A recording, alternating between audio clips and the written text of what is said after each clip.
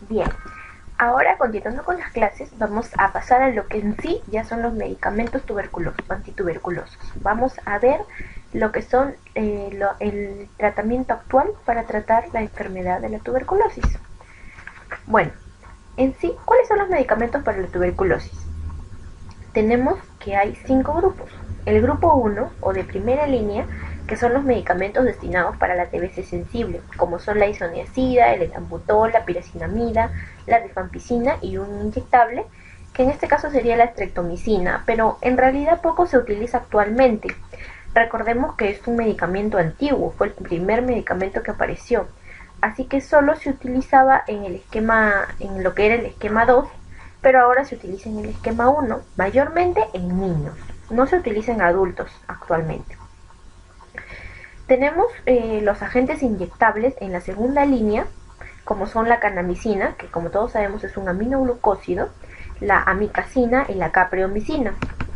En el grupo 3 tenemos a las fluoroquinolonas, como son el levofloxacino y el moxifloxacino. En nuestro país y en otros países utilizamos el levofloxacino.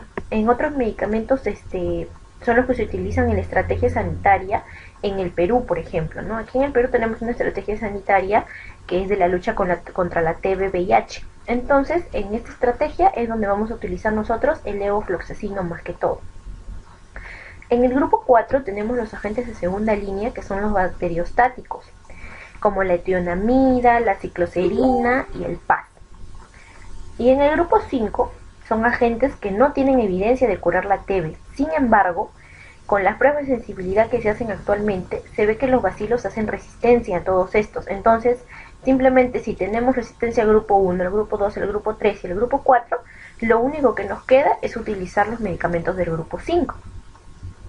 Estos medicamentos en realidad se sabe tienen muy poca acción sobre el bacilo, pero de una u otra manera pueden ayudar. Por ejemplo, tenemos el imipenem, que se utiliza para infecciones severas de otros gérmenes, la amoxicilina con ácido clavulánico, la claritromicina, el linezolid, que se utiliza para gérmenes resistentes, o como la isoniazida que tenemos en pacientes que son resistentes a la isoniazida, se les da dosis muy altas, por ejemplo, ¿no? Se les da 10 pastillas diarias de isoniazida, o en ocasiones se les trata de disminuir esa resistencia dándoles alta concentración del medicamento al que son resistentes.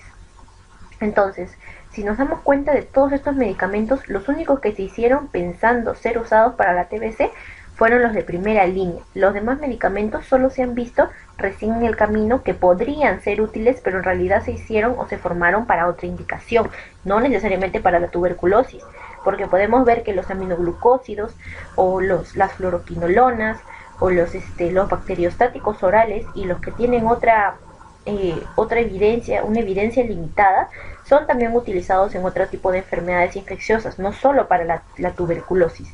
En cambio, los del grupo 1, los 4 primeros sí son utilizados específicamente en la tuberculosis y hoy en día se utilizan en eso. Entonces hay que tener debemos de tener en cuenta siempre esto. Bien, entonces como les decía, cada medicamento tiene un mecanismo de acción muy diferente. Tenemos el germen, la bacteria, tiene diferentes partes, por lo tanto, como podemos ver aquí, la isoniazida actúa primero a nivel de la pared celular. El etambutol también actúa a nivel de la pared celular, van a destruir la pared. La piracinamida, en cambio, va a actuar en la membrana y la rifampicina va a actuar en la formación del ARN. Entonces, haciendo un pequeño énfasis en esto, vamos a ver que cada medicamento tiene diferentes formas de acción y va a tener un lugar diferente en donde actúa.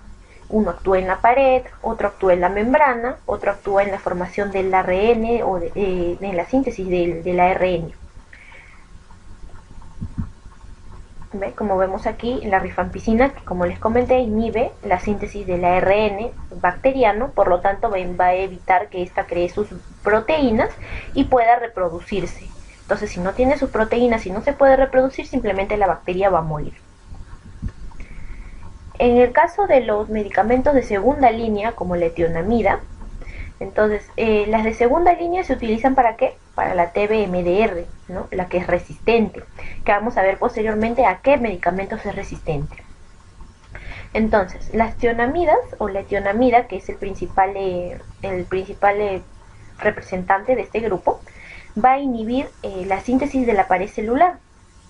Pero en el tratamiento, por ejemplo, para las extradrogoresistentes, no tienen ninguna acción. Entonces ahí se va a utilizar otro tipo de medicamentos. Por ejemplo, la cicloserina. La cicloserina también, ¿no? La cicloserina va a actuar, inhibe la formación también de la pared celular. Entonces, pero van a actuar a diferentes niveles de la pared, ¿no? Una va a actuar en el peptidoglicano y la otra va a actuar a nivel del ácido micólico. Si nosotros sumamos la acción de estos diferentes medicamentos en diferentes puntos del bacilo, vamos a lograr una mejor acción del medicamento. Por eso se utilizan varios medicamentos para este tratamiento, como les estaba comentando.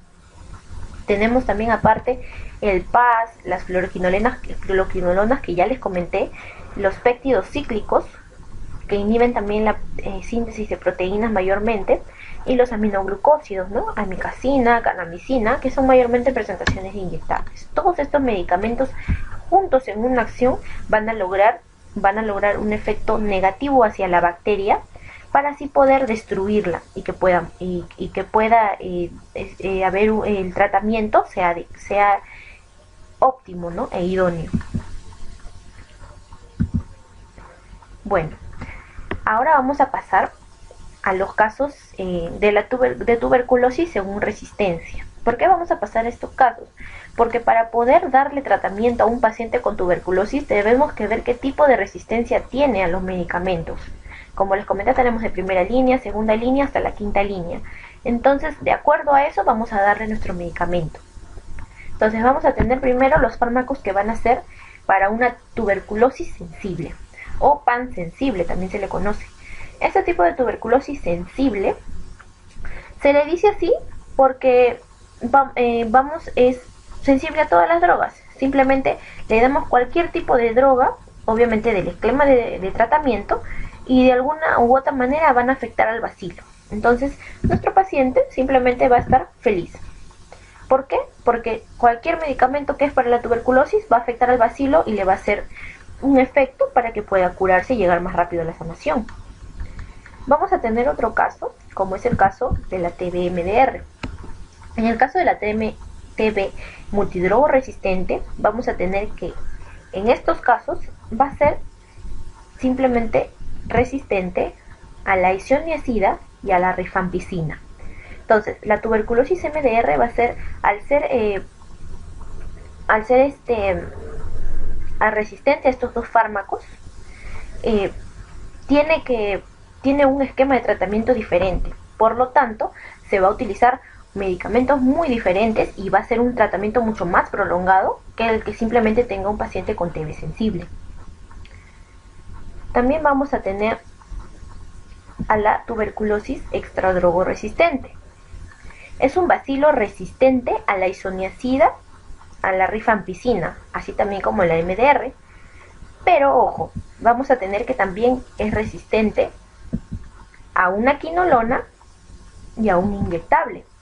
Por eso es que se le dice extradrogoresistente. En el caso de la TB-MDR, para diferenciar ambas, solo es resistente a la isoniazida y la rifampicina. Entonces, si no están las dos presentes, o sea, si tiene resistencia a la isoniazida de repente, pero no a la rifampicina, no es una TB-MDR. Y si en otro caso tiene resistencia a la rifampicina y no a la isoniazida, tampoco se le considera MDR. Entonces tiene que ser resistente a los dos medicamentos. En este caso, en la TB-XDR, tenemos que es resistente a estos dos medicamentos, pero también se le tiene que agregar que es resistente a una quinolona, ¿no? En este caso al levofloxacino puede ser resistente, o también al inyectable, que puede ser a la canamicina, a la amicacina. Vamos a tener también el caso de la TB monoresistente. Como les comenté y les puse un ejemplo ahorita con la TB-MDR, tiene que ser es resistente a un medicamento, a uno solo, sea cual sea el medicamento. Es decir, si es resistente a dos drogas o más, no sería ya una TB monoresistente. Entonces tenemos aquí en el caso a la TB poliresistente, que esta sí es una tuberculosis del modo de que es resistente a 2 drogas o más. Eso sí, sin ser criterio MDR. ¿Por qué? Porque se supone que podría ser una TB poliresistente o una MDR, no. Simplemente porque en la TB MDR va a ser isoniazida rifampicina. En cambio, en la TB poliresistente no puede ser resistente a la isoniazida o a la rifampicina. Cualquier otro puede ser de repente resistente al levofloxacino, puede ser resistente a la amicacina, por ejemplo, ¿no? Ahí sí sería una poliresistente porque es resistente a la amicacina y al levofloxacino, pero no tiene criterios MDR. O tal vez puede ser resistente a la rifampicina, pero también al etambutol. Ahí también sería poliresistente porque no cumple el criterio de ser multidrogo resistente. Entonces vamos a tener que realizar bien esta diferencia para poder así no confundirnos en cuanto a dar tratamiento a los pacientes.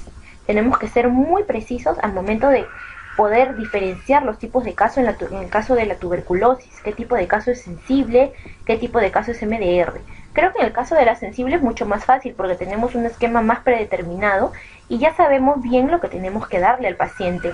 En el caso de la TB MDR, XDR, ya es un poco más complejo porque a pesar de que el tratamiento es más largo, también se tiene que dar un esquema diferente y también acompañado de las pruebas de sensibilidad, que son muy importantes en este caso.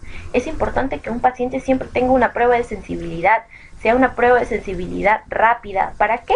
Porque simplemente se tiene que llegar a un tratamiento y lo ideal a un tratamiento individualizado para cada paciente, un tratamiento que sea específicamente para un paciente, que puede ser diferente de otro paciente. Entonces ese sería el ideal en el caso de tratamiento y en el que muchas veces y en muchos hospitales no se les da. Por ejemplo, en algunos hospitales hay pacientes que son MDR, XDR y que simplemente siguen teniendo su tratamiento por años y que no tienen una prueba de sensibilidad. Una prueba de sensibilidad específica, estoy hablando, claro, ¿no? Porque si tiene criterios MDR quiere decir que le han hecho una prueba de sensibilidad rápida, pero no la específica. Entonces es importante que tengamos esto en cuenta para poder hacer y dar nuestro tratamiento a nuestro paciente. Es importante trabajar también de la mano con el neumólogo, porque a una persona con TB sensible se le puede dar tratamiento el médico general. Pero en el caso de la TB MDR, XDR, que son casos mucho más especiales y un poco más extremos, ya se tiene que trabajar con el neumólogo, porque esos medicamentos y el tratamiento muchas veces se puede considerar hasta intrahospitalario, como vamos a ver posteriormente. Bueno, ahora vamos a tomarnos otro pequeño break para así poder seguir y poder entender mejor lo que viene más adelante.